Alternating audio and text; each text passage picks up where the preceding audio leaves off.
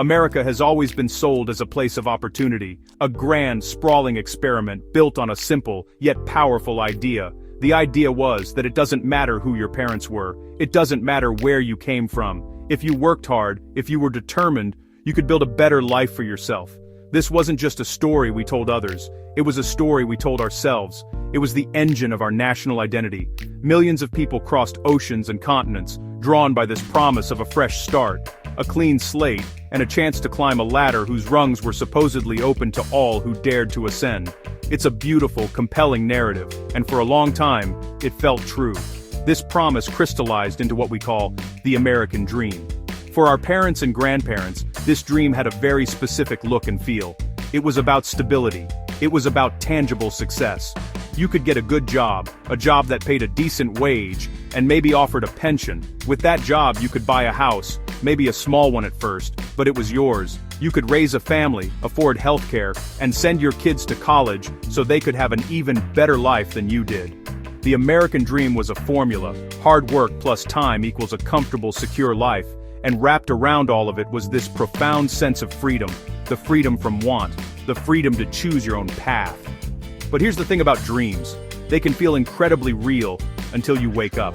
For many young Americans today, millennials and Gen Z, that old familiar dream feels increasingly distant. It feels like a story from another time, like a movie they've seen but can't quite relate to. The promise of upward mobility, the core tenet of this entire national project, feels shaky. Young people are looking at the path their parents took, and seeing roadblocks at every turn. They are working hard, often harder than previous generations, but the rewards seem to be shrinking, the finish line pushed further and further away, perhaps even off the map entirely. The very landscape of America seems to have shifted under our feet. The economic and social structures that once supported this dream now feel like they are working against the very people who are supposed to inherit it. The ladder of opportunity, once a central feature of the American house, now seems to be missing several rungs. For many, it feels like they are stuck on the ground floor, looking up at a destination they were told was their birthright, but which now seems impossibly out of reach. The question isn't just about achieving the dream, it's about whether the dream itself is still a viable concept for a new generation. So, what happened? Why does this dream feel so unattainable? A huge part of the answer can be found in simple math. The cost of just about everything has gone up, but wages haven't kept pace. Think about the basic building blocks of a stable life, housing for instance. The average cost to rent an apartment or buy a starter home has skyrocketed in cities and even suburbs across the country. What was once an affordable milestone for a young person or a new family is now a major financial burden, consuming a massive chunk of their monthly income and making it incredibly difficult to save for anything else. This isn't just an inconvenience, it changes the entire equation of adulthood. Then, there's the cost of staying healthy and educated. Healthcare has become so expensive that a single medical emergency can bankrupt a family, even one with insurance. And higher education, which was once pitched as the surest ticket to a better life, now comes with a staggering price tag. The cost of college has outpaced inflation by a huge margin, turning what should be an investment into a gamble. Even simple everyday expenses like buying groceries have become a source of stress. The price of food, gas, and utilities keeps climbing, while paychecks for many entry-level and mid-career jobs have remained stubbornly flat for years. Life is just more expensive. This growing gap between income and expenses creates a constant, low-grade hum of financial anxiety. It means that young people are often living paycheck to paycheck, unable to build the kind of savings that provide a safety net against the unexpected. The security that was a cornerstone of the old American dream, the feeling that you could handle a car repair or a sudden illness without going into a financial tailspin, is gone. Instead, there's a persistent feeling of precarity, of being a bad break away from disaster. This isn't a failure of individual effort, it's a systemic problem where the economic rules seem to have been rewritten. When the basic necessities consume all of your resources, there's little left over for the dream part. There's no money for a down payment on a house, no extra cash to invest for retirement, and less freedom to take a risk on a new career or start a business. The struggle to simply stay afloat pushes the dream further into the realm of fiction. Young Americans are being asked to run a race where the hurdles keep getting higher, but the prize at the end remains the same. It's an exhausting and often demoralizing experience that fundamentally changes one's outlook on the future and their place within it. And then there is the anchor of student debt. For millions of young Americans, adulthood begins not at zero, but deep in the red.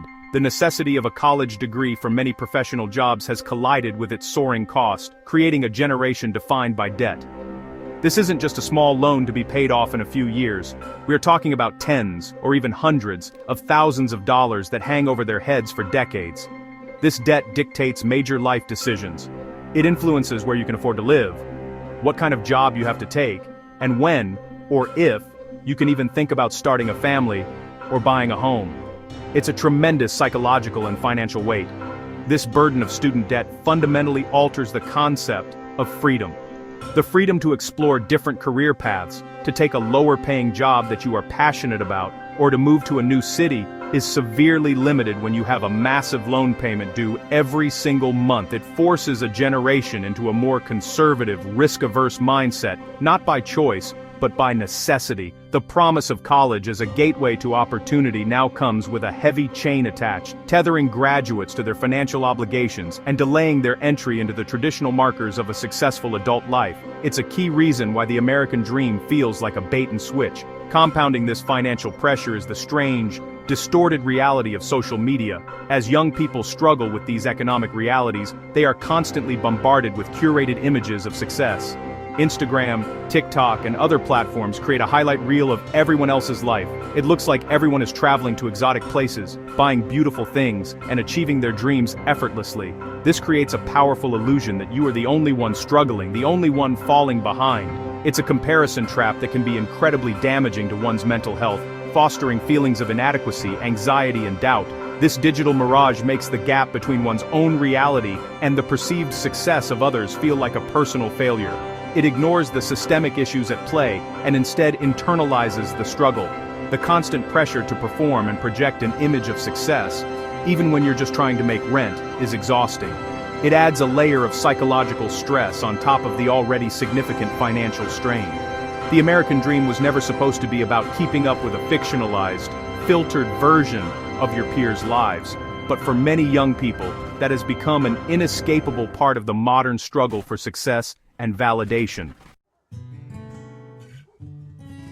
So, is the American dream dead? Maybe. Or maybe it's just changing. It's possible that the dream as our parents knew it, the one with the house, the picket fence, and the 2.5 kids, is no longer the goal. For many in Gen Z and Millennials, the old markers of success are either unattainable or, frankly, undesirable.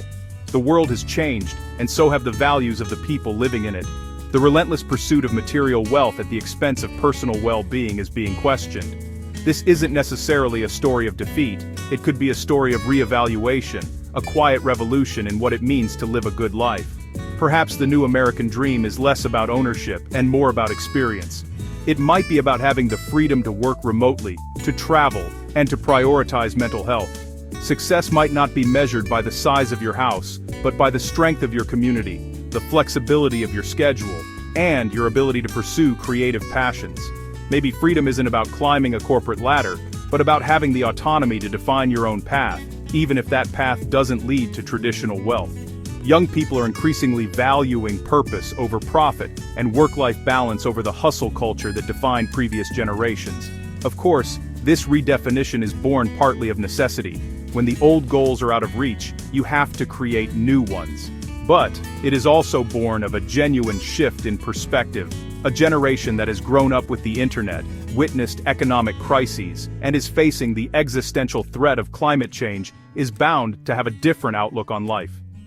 The dream of endless economic expansion on a finite planet is starting to look less like a dream and more like a delusion. The new dream might be smaller, more sustainable, and more focused on community and connection than individual accumulation. Ultimately, the question of the American dream's survival is up to us to answer.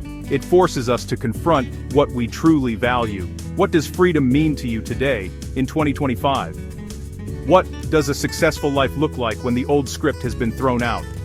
The American dream has always been a conversation. A story we tell ourselves about who we are and who we want to be. And right now, a new generation is picking up the pen, ready to write the next chapter. It may not look like the old one, but that doesn't mean it won't be a story worth telling.